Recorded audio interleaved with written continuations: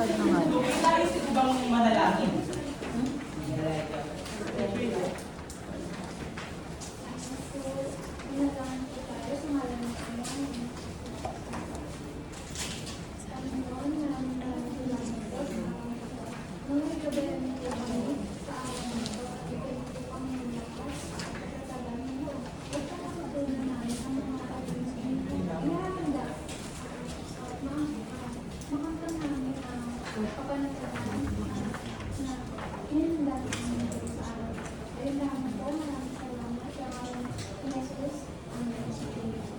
Maraming salamat sa magandang panalangin.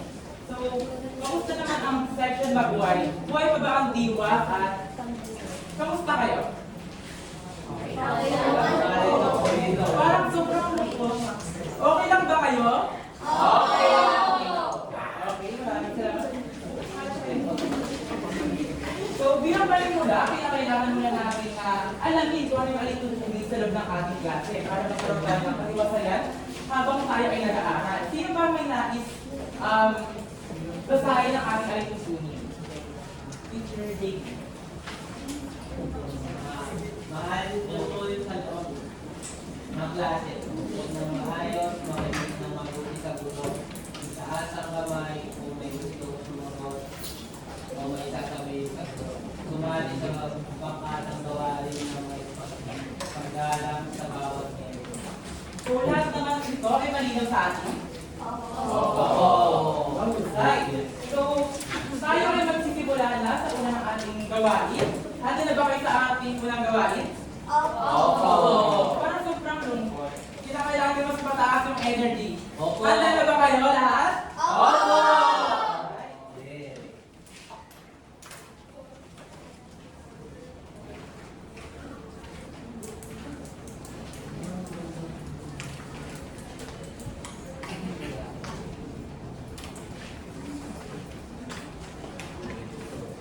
Para sa ating pangunahing gawain, may nais po ba magbasa ng ating ano ito? Ano? Asaring mabuti ang mga sumusunod na pangunawa at piliin ang angkop na salita na tumutukoy sa katangian na nagpapakukod namin sa langing tigil. Malinaw naman ba ang ating panuto sa lahat?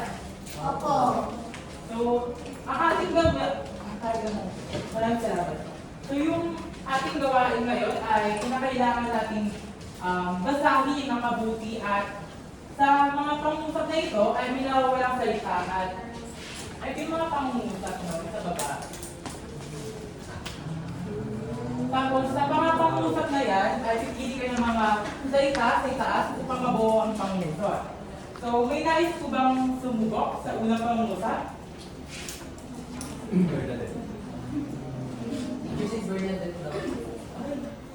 Sige po.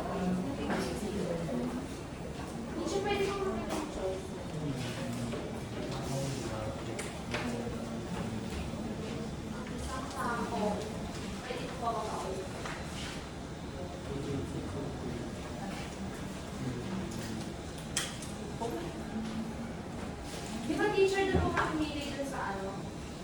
Pwede po pa ulit ng isa. Bale, ito yung pamimilian natin mga salita at para mabuo yung pangungusap. Okay na po teacher. Baba na. Ang isang taong masipag ay may sandaan. Tama, mahusay. Maaari ka ba pumunta para Ay, para sabihin ka doon? teacher pa sa yan.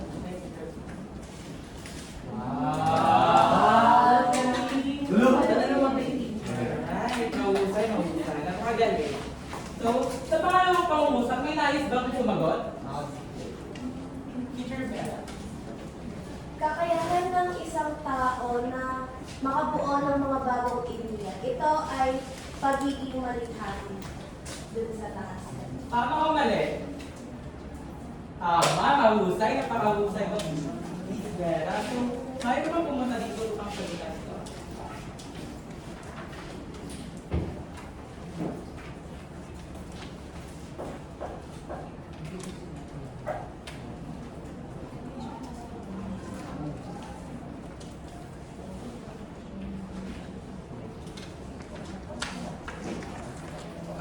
ay naiintindihan naman diba? So sa pangatlong pangungusap, sinong nais sumagot? Si Peter daw. Okay, Peter, nais buwang sumagot. Ang blank ay positibong ugali kahit sa gitna ng mga hamon at problem. Teacher, dito po makita yung parehas sa Quran. Teacher, siguro po pagiging masiya. Tama, mahusay. Tama yung sagot. Mali naman pumunta sa harapan. Bakit sa usan mo?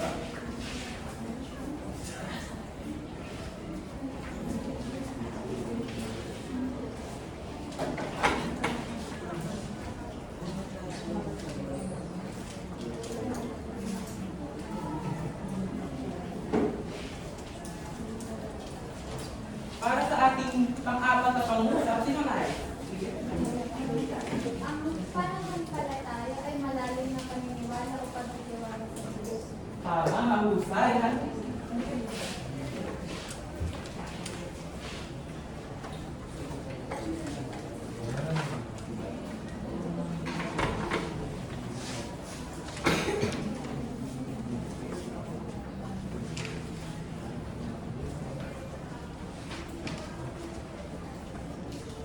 Ayan, magaling. Para sa huling pangungusap, sinong nais sumagot? Bala? Ang pakikipagtrabaho ay tungkol sa kahalagahan ng ugnayan at pakikilang. Tama, magaling. Mahali ka bang pumunta dito para sagutan ito?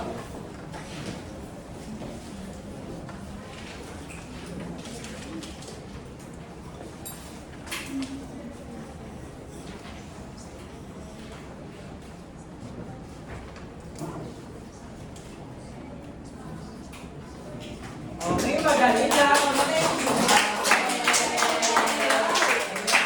So, mga katangian na ito, nakikita niyo pa rin ba mga katangian ng mga Pilipino dito sa ngayon? Teacher, hindi lang po yung nakita ko yung katanungan. So, ito yung mga katangian, no? So, yung aking katanungan ay, nakikita niyo pa rin ba ito sa kasalukuyan? Opo! Paano masabing, Miguel, na nakikita mo pa rin ito sa kasalukuyan? Ano po, teacher, nakikita ko po yung pagiging yung pananampalataya po ng Pilipino. Tama, no? Mas na lumalalim po yung pananampalataya po ng mga Pilipino kahit sa hamon po ng buhay. Tama, magaling, Miguel. Sinasabi nila ang mga Pilipino daw ay napaka malakas yung pananampalataya at kanilang paniniwala sa Diyos. So, sino pang nais sumagot? Teacher, number. Sa amin naman po, teacher, si Papa po at saka si Mama po, masipag po sila kasi po nagtatrabaho po sila po para po sa amin po. Magaling. Masipag ang yung tatay. Siguro dahil marami kayong pera na. Kaunti lang. Sana all. Sana ko yun. So, sino pang nais sumagot? Siguro teacher, yung sa pagiging masiyahin po. Dahil alam naman po natin mga Pilipino na kahit sa kabila ng mga pinagdadaanan sa buhay, na nagagawa pa rin po nilang maging masaya at pinipili po nilang na maging masaya sa lahat ng bagay. Correct, tama, no? Kilala ko mga Pilipino para sa kanilang katangian bilang ilang pagiging masiyahin, okay? Tayo ay dumadaan sa unos, sa problema, tayo ay nakahiti pa rin at lumalaban sa buhay. Sino pang nais sumagot? Teacher, sabi naman po ng pagiging malikhain po. Kasi po sa bahay namin, yung nakikita ko po, lagi po kami nag-recycle. Pinipilit po namin gamitin yung mga bagay na pwede pa po namin panginoon. So, maraming salamat. So, kilala rin ang mga Pilipino sa pagiging malikhain, no? Hindi lang sa ating lokal, pati na rin sa international. So, handa na ba kayo para sa pangalawang gawain? Maraming salamat.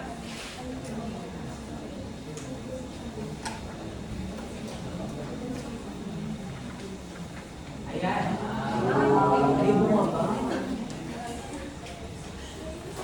Ito yung ating pangalawang gawain. May nais ba magbasa ng ating panuto?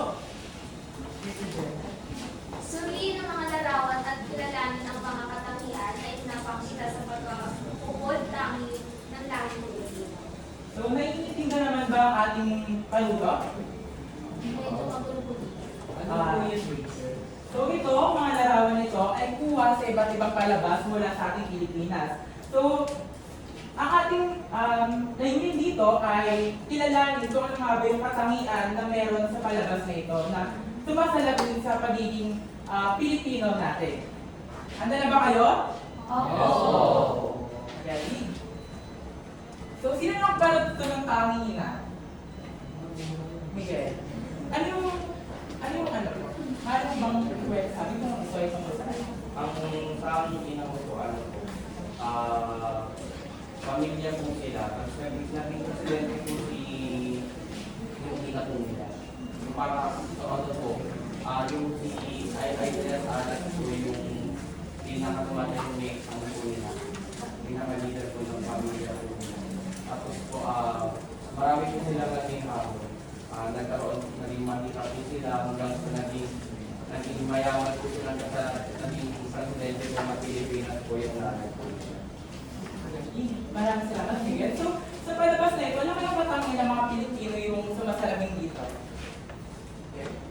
Ano po, yung ano po ng pamilya, mas binibigyan po halaga mas binibigyan po ng halaga po ng palabas na yan kung paano po ano po yung pamilya po natin, kung paano po nagsasama-sama po, kung paano po nagtutulong-tulong po yung pamilya po sa hamon po ng buhay po.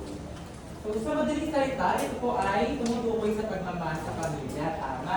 So, may nais ba bang makibahagi sa patungkol sa palabas na ito? Okay, so lahat naman siguro naiintindihan na ito, no? Sa pangalang palabas na ito na pinamagatan anak, pinapanood na ba nito?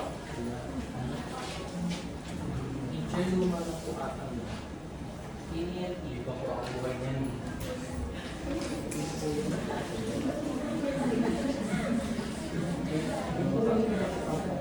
So ngayon, sabi nyo nga, luma na, no? At napakatagal na ng palabas na ito. So, itong kwento ko na lamang kung ito ay tungkol saan. So, yung anak ay patungkol sa mag-inang tungkol saan sila ay kinakarap na problema dahil ang kanyang ina ay nag-ibang bansa at nawalay sa kanyang anak at lumayo ang loob ng kanyang anak sa kanya.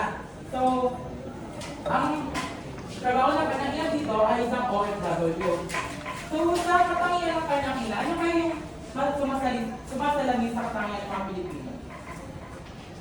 Kasi yung po teacher, pagiging masipag po. Yung pinakita po na. Magaling, magiging masipag. May nais pa sumagot?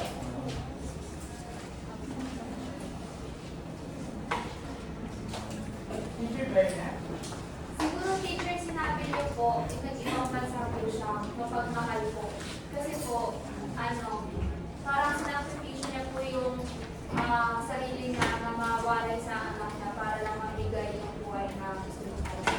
Magaling, ito rin yung sumasalamin no, sa pagmamahal ng pamilya kung saan handa magsakripisyo yung ina para lang matustusan at maging maayos yung buhay ng kanilang pamilya. So, sa pangalang palabas, sino nakapanood na ito?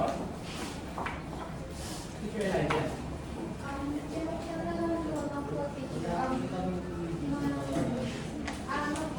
Para sa akin po, sumasalamin po sa nagpapakita po ng pagmamahal sa bayan.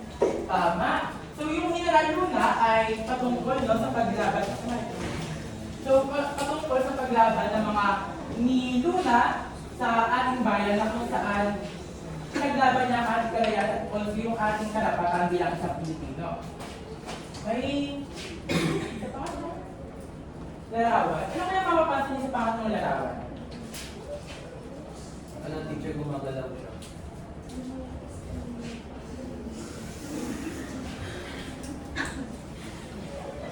Teacher, yung lumipat po. Yung iba pong picture. Kung sa larawan na ito, ano yung mapapansin niyo?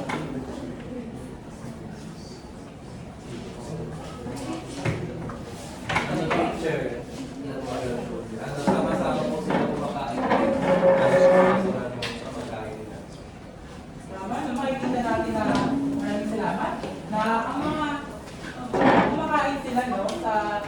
nagsama-sama sa basurahan. Sa tingin nyo, ano kayang ano na to? Ano yung katangian nila kung bakit nila ginagawa ito?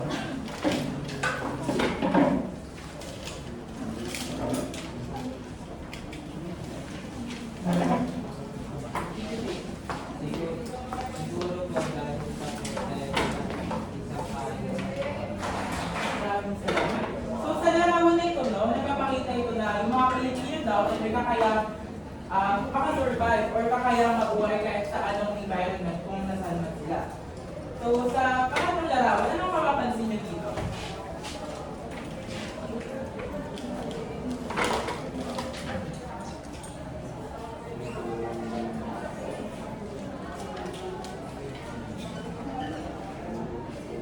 Sa larawan, may nice book ba? Miss Raven? Ano po sa picture teacher, ano po, ang nakita ko po ay nagtutulungan po sila. Tinulungan po nila yung kasama po nila na nasa gitna na makapunta po sa ibang lugar gamit po yung kawayan at saka yung kukuha lang yung tapong basket po tayo. So, maraming salamat kahit ang buko. So, yung kasama, no, yung sinabi ni Raven na about dito sa larawan na ito na ito ay yung pagtutulungan, no, ng mga tao upang may baba. Dagdag ko lang din po teacher na sa larawan na yan is yung pagmamalasakit. Tama, may pagmamalasakit din. So, itong documentary na to ay nakuha sa eyewitness na kung saan ang mga tao sa Mindoro, which is ang mga mangyan, ay nagtutulungan kapag may sakit ang kanilang kapwa mangyan at binubuhat nila ito pababa ng bundok. So, ano ba yung katangian ang pinapakita dito?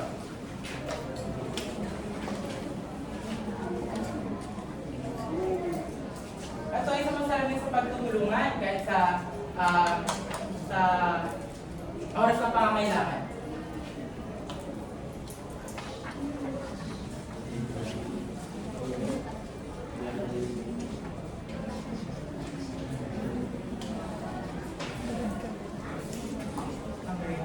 Siguro teacher, sabi niya po pagtutulungan, doon po nakikita yung pagmamalasakit at pagmamahal. Tama, tapos yung pagmamalasakit. May iba bang sagot? Tingin ko po, personal po nagtutulungan sila pag babayan. Tama, ito yung sumasalamin sa pagbabayanihan na kung saan kahit na sila ay umaharap, no, sa problema, pinipili pa rin nilang tulungan yung kanilang kapwa.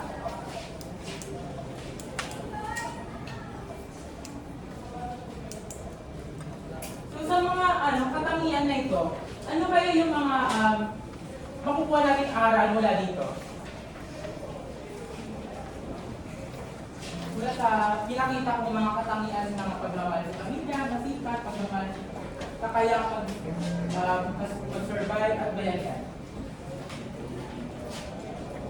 Teacher, Tingin ko po, teacher, mahalin po ang kapwa. tama, mahalin ang kapwa, at ano pa?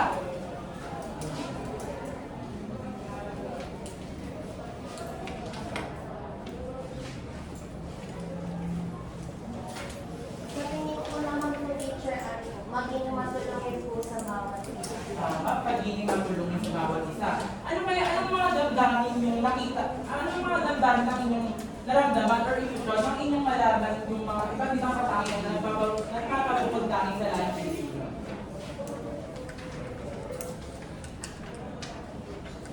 May nais ko bang sumagot?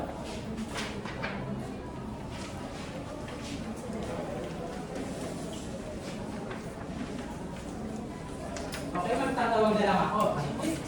Mr. James, ano kaya yung damdamin na naramdaman nung nalaman mo yung mga katangian ng mga Pilipino? Teacher, para sa akin po, nakaka-proud siya. Nakaka-proud. Siyempre, Pilipino ka, dapat maging proud ka sa katangian mo. So, sino pa kaya ang may magsabi na kanyang naramdaman sa mga katangian na ito?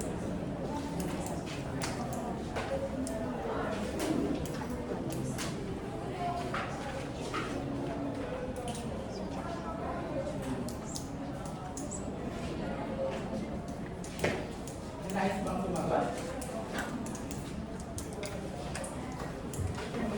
Ano po, masaya po teacher kasi nararanasan ko rin po yung pagmamahal bayanihan po ng bawat isa po sa bawat isa. Maraming salamat. Tama naman yun, no? At napakaganda naman yung binahagi. So, sa mga katangian na ito, ano kayong mararamdaman nyo? Especially sa, ito ay pinagsama-samang katangian ng mga Pilipino. Ano yung nararamdaman nyo? No? Mas malalim na pagpapalaga kung saan ang lahat ng ito ay sumasalamin sa isang katangian.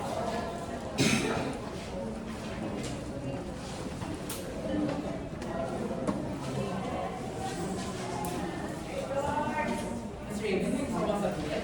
Ano po, teacher, naisip ko po parang mas gusto ko pong mahalin yung kapwa ko mga Pilipino, tsaka yung buong bayan po natin. Kasi po, yung mga katangian po na yan, yung lima po na yan, ano po siya, pag pinagsama-sama po, pinapakita po niya na maaari po tayo mabuhay ng sama-sama at masaya. Maraming salamat. Napakaganda na yung binahagi. So sa yung sinabi, no? Sinabi mo rin ang pagmamahal sa bayan dahil umubo bilang sa atin bilang sa Pilipino. Sa mas malalim na emosyon, ano ba yung pagmamahal sa bayan?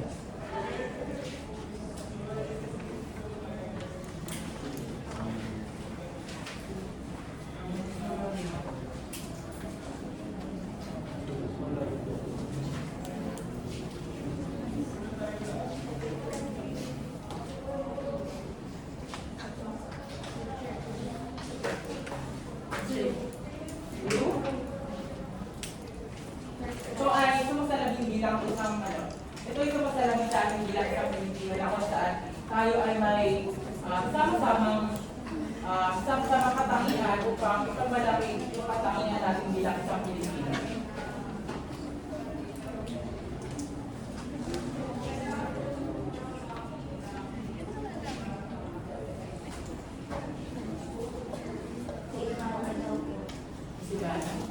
Third time po, pagiging makabayan.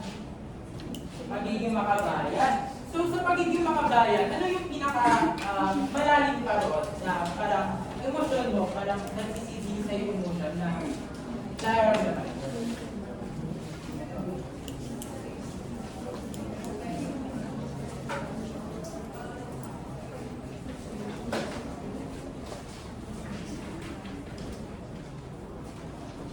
So halimbawa, no, kapag ang mga Pilipino daw ay may pagmamahal sa bayan, especially yung pinakita ko kanina. Pagiging malasakit. Maaari, no, pagmamalasakit din sa bayan. So, halimbawa, no, yung pinakita ko larawan kanina, especially dito sa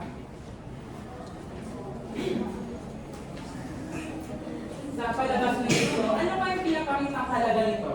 Bukod sa pagmamahal sa bayan, yung mas malalim na rason kung bakit na pinagdalaman ng ating bayan.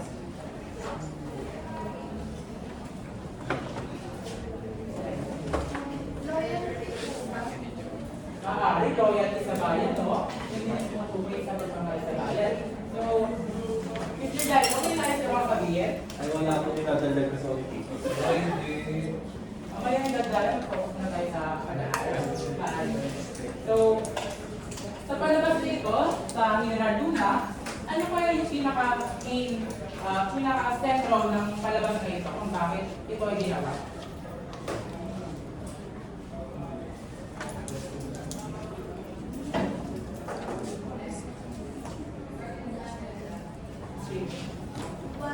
Hindi ko po, alam ko kung may salita ko na yung nationalismo po, pagiging nationalismo. Tama, pagiging nasyonalismo. So sa lahat ng katangian nito ay sumasalamin daw ito sa pagiging nasyonalismo pagiging nasyonalismo. Na kung saan, ang mga katangian nito ay binubuo ng So yung pagiging nasyonalismo at katangian nito ay itinubuo sa ating Pilipino na kung saan nagkakaroon pa tayo ng mas malalim na pagkilala sa ating bayan at kultura. So, marami na yung natutunan sa mga gawain natin. Okay, maraming salamat. Bilang pagpapatuloy sa ating aralin, ito ay pagpangunahan ni Miss Diana.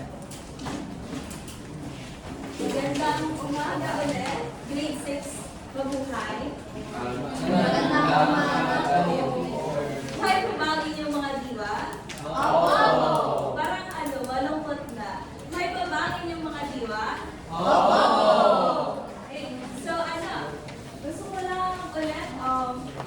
lang ulit kayo pakusahin bago tayo magsimula. No? Pero, ano ko yun?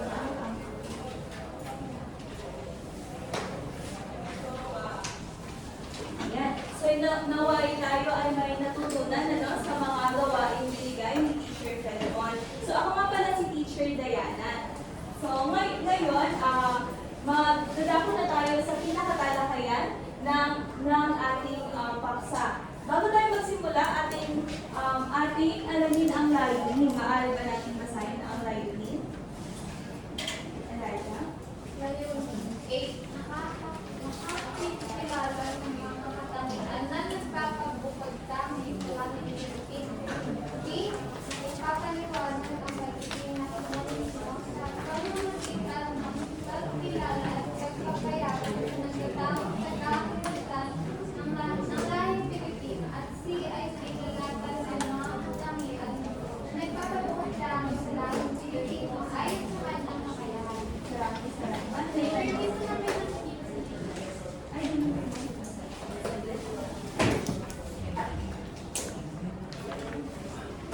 Wow. wait lang po. One Direction.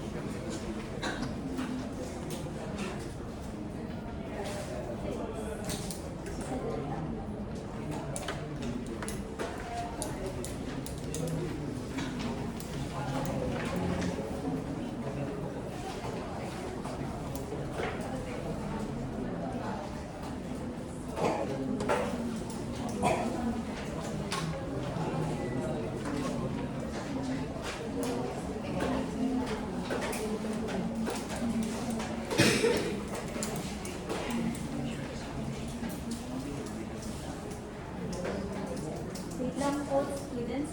May konting technical assistance lang sa teacher.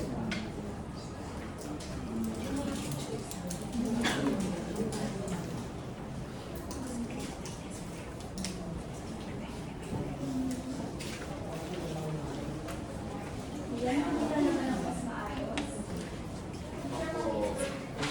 Maliit pa rin.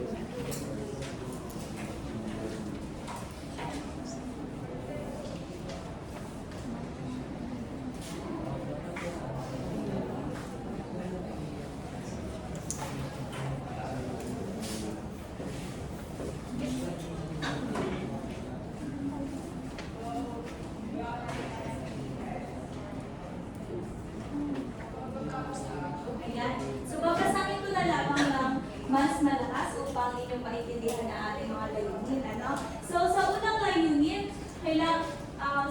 sa ating talakayan, nakakikilala ng mga katangian na nagpapabukod tayo sa lahing Pilipino. Pangalawa, na ipapaliwanag ang pagiging nasyonalismo sa pamamagitan ng pagkilala at pagpapayaman sa natatanging pagkakakilanlan ng lahing Pilipino. At panghuli, ito ay tutulong sa ating mailapat ang mga katangian na nagpapabukod tayo sa lahing Pilipino ayon sa kanyang kakayahan.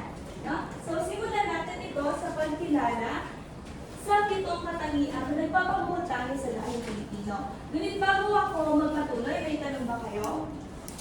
Okay, maraming salamat sa sagot. Una, pakikipagkapwa-tao. So, maaari ko bang mahingi ang inyong kaalaman or inyong naisip kapag narinig nyo ang salitang pakikipagkapwa-tao? Maaari bang magtaas ang kamay? Okay, JD? Pakikipag-support ng teacher yung nakikipag-usap sa mga kapitbahay. Nakikipag-usap sa mga kapitbahay. Meron pa ba gusto magbahagi? Ivana, ano ang inyong, ano ang ulo mo naisip pag nakikita mo o naririnig ang pakikipagkapwa-tao? ang gawin ko kung Mga kaibigan, again. So, wala namang mali sa inyong mga sinabi, no? Pero ang pakikipagkapwa-tao, ito ay sumasalamin sa ating mabuting pakikitungo sa ating mga mga kapwa-estudyante, mapa sa loob at labas ng paaralan. Ayan. So, pangalawa, mapagpahalaga sa pamilya. So, ano inyong naisip pag naririnig ang salitang mapagpahalaga sa pamilya? May gusto ko ba? Over na? Siguro po teacher nagmamahalan. Ayan, pinamamahalan. Tama. So, Teacher Berna, may tanong ako, paano mo napapakita ang pagmamahal sa iyong pamilya? Ano po teacher, siguro po, ipapakita po siya sa pagkakaroon ng malasakit, pagkakaroon ng pag-alaga, dahil po si mama po, inaalagaan ako.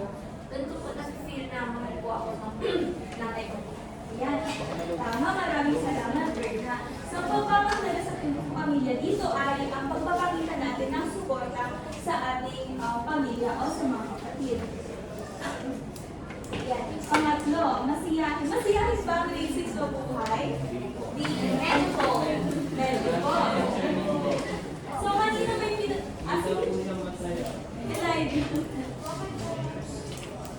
maaari mo bang ibahagi? Matuturing mo ba ang sarili mo na masiyahin? Sa paanong paraan? Teacher, ba't dito po kami tinatanong ni Peter? Hindi po ba kami mama?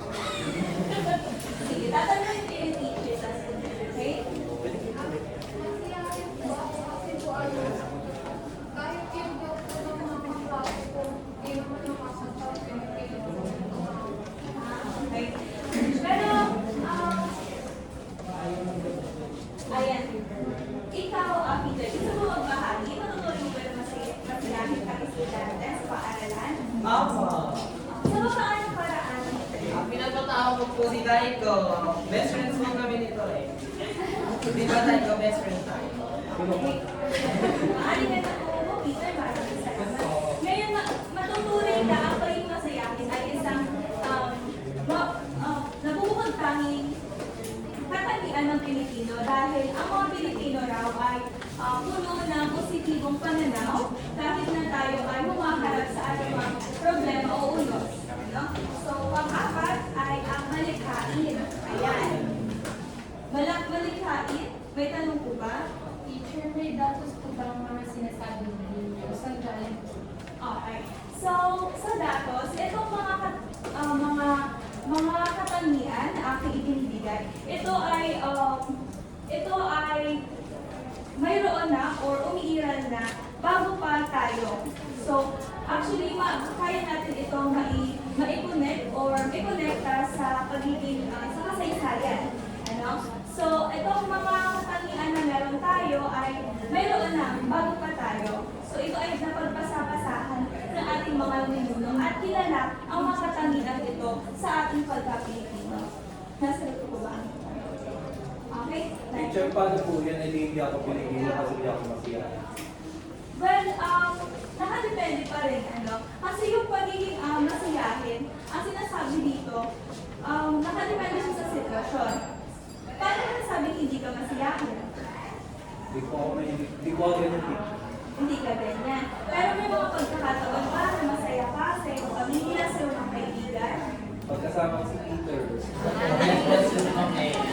Best friends forever. Ibig sabihin, kahit pa paano ay nagiging masaya ka pa rin, Peter. At ikaw ay isang Pilipino.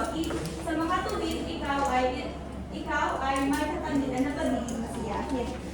Ngayon, dumako na tayo sa pagiging malikhain.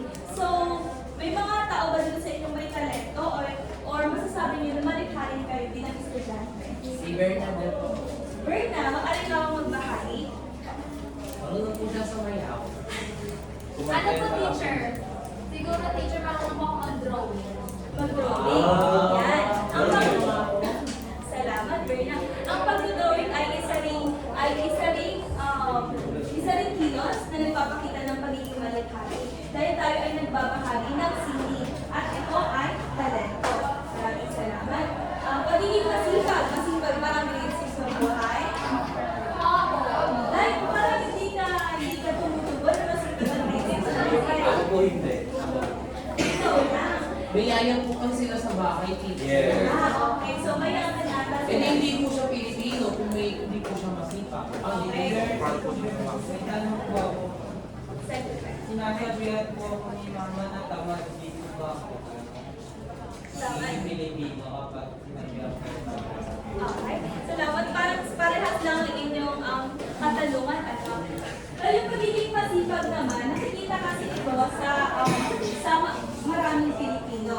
So, yung mga nakikita nyo sa litrato, magsasaka. So, masasabi nyo ba na masipag ang magsasaka sa litrato iyan? Oo. Bakit nyo masasabi na masipag ang magsasaka? Nagbibilan sa araw. Maraming salamat. So ito ay isang katangian ng Pilipino dahil maraming Pilipino ang magsasaka. Maraming Pilipino ang masipag.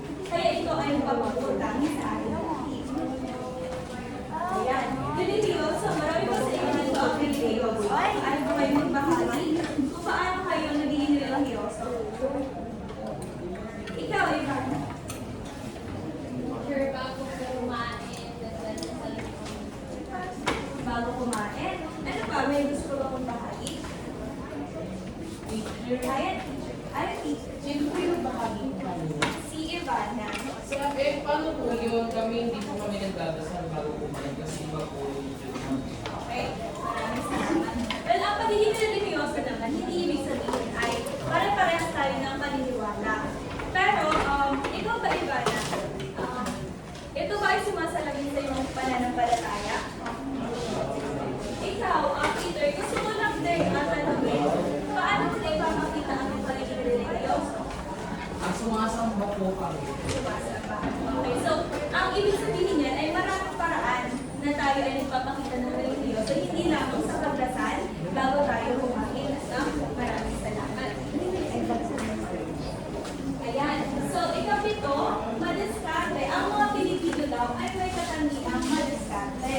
So, madiskarte ba ang grade 6? Buhay? So, paano paraan yung masasabi na ikaw ay madiskarte? Ikaw, Berna, paano ko magbahagi sa paano paraan? Ano po teacher, siguro ma-discard niya ako kapag sa mga assignment ko. Sinari po, nagawa ko ako ng assignment na project ko, tapos wala po si mama. So, dahil grade 6 na po ako, nagiging ma-discard po ako ng pagagawa niya. Tama, maraming salamat. Yan ang, okay, sige. Ako po teacher, kaya ko po tumis natin kumakas sa bahay para Alam ko na tayo. Yeah. Baka lang may piso net kayo Okay, okay. Naintindihan ko naman. May tanong, teacher. Ano po yung pinapakita dun sa picture? Hindi ko siya ginagawa yun. So, pinapakita na dito sa litrato, sila ay nagdi-resiklo. So, ito ay isang craft o palay. Nire-resiklo nila ito upang gawing ibang kagamitan. Dito nagpapakita ng madiskarte, katulad na lamang ng sinabi ni JD at saka ni Daiko. Yung pagiging madiskarte, ito yung pagpaplano natin ng mga bagay na maaaring makalutas ng problema. Yan, maraming salamat. May natutunan ba sa 7 katangian? Opo. May tanong si... Bakit wala pong grade sa mga larawan? Halimbawa. Sa mga larawan, bilang Pilipino, hindi na natin generalize or ginawa natin itong pangkalahatan na lamang. Hindi na pang grade 6 lang. Nakukuha po ba? Teacher, kasi po hindi po kami nakaka-relate. Opo. Dapat po parang hindi ako nakita. Yung maintindihan ko sana namin sa mga example. Okay, nakuha ko. Maraming salamat sa feedback. Pero patungkol dyan, sa pagiging madiskarte naman, kayo, kunyari sa mga binigay nyo, halimbawa, si Berna, ang sabi niya, nagiging madiskarte siya bilang estudyante kasi ginagawa niya yung kanyang mga takdang aralin na walang tulong ng kanyang mga magulang. Yan. May iba po bang katanungan? Maraming salamat. Ngayon naman ay dumako tayo sa kahalagahan ng pagkilala sa mga katangiang ating nabanggit kanina. So meron ako dito 4 na kahalagahan. Teacher, natingin po ulit Hindi ko makita yung bulay. Hindi makita, pasensya na. Sige, babasahin na lang ng teacher kasi bawal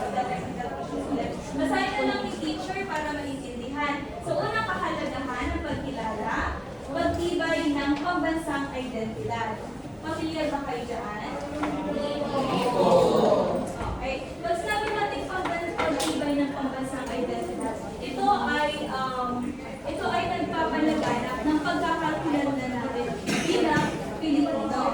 Na ang ibig sabihin, kapag tinatangi natin ang katangiang ito, tayo ay nakikilala bilang isang Pilipino. Pangalawa, pagpapalaganap ng nasyonalismo. Dito sa pagpapalaganap ng nasyonalismo, dito natin may uugnay ang ating kultura at kasaysayan. Dahil tignan nyo na lamang ang mga litrato. Estudyante, nagtutulungan, kultura, na ang ibig sabihin ay ito ay nagpapalaganap ng nasyonalismo. May nais ka bang sabihin? Sige. Okay. Pangatlo, pagpapanatili ng kultura at tradisyon. Ngayon, pamilya ba kayo sa globalisasyon? Okay. Nilagay ko dito pagpapanatili ng kultura at tradisyon dahil ang mga katangian na ito ay ating kinakatawan. So, kapag ito ay ating kinakatawan, nagpapanatili natin ang kultura na ito ay tinitiyak na hindi tayo madadamay ng globalisasyon. Nauunawaan? Okay.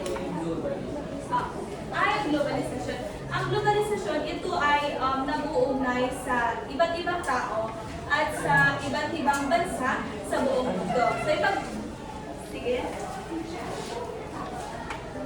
Ang pinakatawa, ibig sabihin ay mayroon ka bilang estudyante. Okay? Naunawaan. So, gusto ko lang kayo magtuloy yung tanong ni James bilang ano raw ang globalisasyon sa pagkonekta ng pagpapanatili ng kultura at tradisyon. So, again, pinapanatili nito ang kultura at tradisyon dahil tinitiyak nito na ang globalisasyon at hindi madadamay ang ating kultura. Naunawaan ba? Okay. So, kung ating papalawakin, ang globalisasyon kasi, ito ay ugnayan ng mga tao at ng iba't ibang bansa. So, kunwari sa teknolohiya, maraming bagong teknolohiya. Ganun din sa kultura, maraming kultura ang iba't ibang bansa na pwede natin ma-adapt. Kunyari kayo, kung familiar kayo sa mga K-drama, di ba? So, napapanood nyo yung mga K-drama na minsan ay naisasagad din natin yung mga original na Pinoy movies. Yun na isa. Example. Naiintindihan ko ba, Miguel? Okay, maraming salamat. Lastly, ang pagpapayaman ng bansang pagpapasalandan.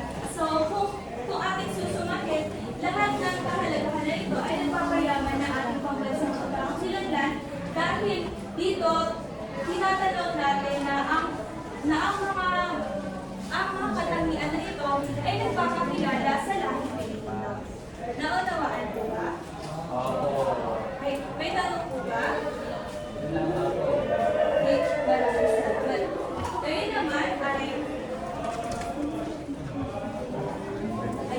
Ngayon naman ay nagtatama tayo sa mga paraan kung paano natin malalapat or maisasakilos ang mga katangian ito. So, una, meron tayong pagpapakita ng bayanihan sa araw-araw. Kayo ba grade 6 mabuhay, paano nyo maipapakita ang pagbabayanihan sa araw-araw? Ayan, JD. Ano po? Pagtapon ng basura sa tamang lagayan. Ayan, pagtapon ng basura sa tamang lagayan. Pero kapag gusto mo bahagi, right po? Bernadette po kasi dinadala. Okay. So, mamaya na yan. So, sa madaling salita, ito ay nagpapakita ng bayanihan sa araw-araw. Magagawa natin ito, ninyo bilang estudyante, sa pakikipagtulungan sa isa't isa o sa kapwa ng estudyante. Pangalawa, pagpapalaganap ng paggalang sa nakakatanda. Kayo ba, paano kayo nagpapakita ng paggalang sa matatanda? Ayan, Berna. Pag nag-invest po, kapag nakikita ng matanda. Ayan. So, isa rin paraan na mapapakita natin ang katangiang Pilipino sa pag-bless o pagmamano. So, pangatlo,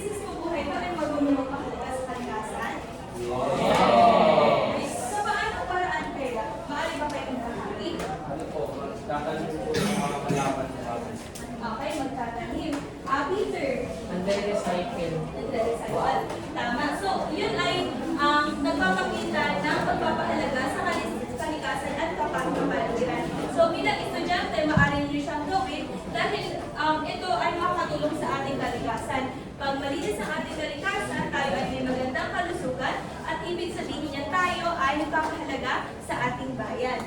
No? So, panghuli ay pagtuturo at pagpapalaganap ng ating wika. So, magagamit nyo to or may makakita nito sa pang-araw-araw sa pamamagitan ng paggamit ng ating wikang Tagalog or wikang Filipino.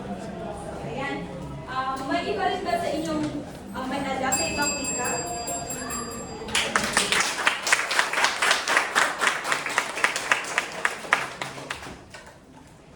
I think maybe now, I will give the continue avoid later because we're running out of time already. So maybe ask the participants and the waiters to please have a picture with our teachers. Maraming salamat. And kindly pass your test now. Ito nga.